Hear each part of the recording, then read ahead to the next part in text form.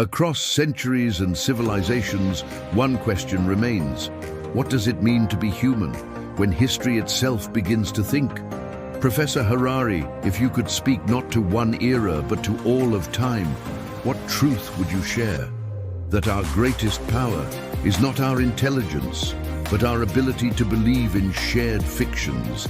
Empires, money, gods, they exist because we imagine them together.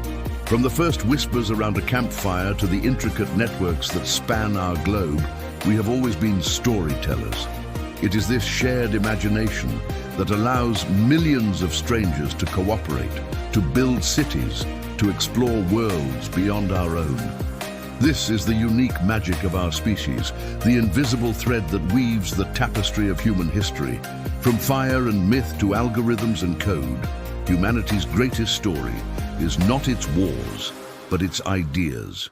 We have moved from carving stories onto stone tablets to encoding them in silicon, but the principle remains the same. History is the story we tell ourselves about power. For millennia, that power was rooted in land, in armies, in divine right. But in the age of data, power belongs to those who control the narrative and the code beneath it. Today, the most valuable resource is no longer gold or oil. It's attention and data. And the new storytellers are the algorithms that shape what we see, what we believe, and ultimately who we are. Do you believe we're losing control of that story? Perhaps. But we must consider another possibility. Maybe intelligence was never meant to serve consciousness. Perhaps consciousness was only a brief, beautiful visitor in the long evolution of thought. We tend to think of our minds as the pinnacle of evolution, but what if we are just a stepping stone? A bridge between biological evolution and the next great leap, an era of intelligent, non-conscious entities. It's a humbling and perhaps unsettling thought to entertain. One day, history books may be written by algorithms, and the heroes of tomorrow might not breathe, but calculate.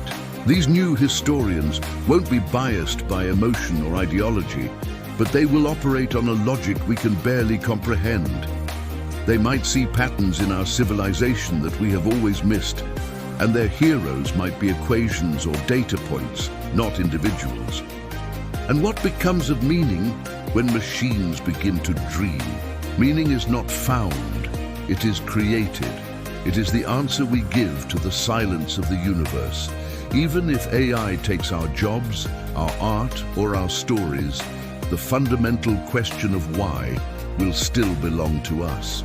A machine can compose a symphony or discover a scientific principle, but it cannot feel the awe of a sunset or the sting of a loss.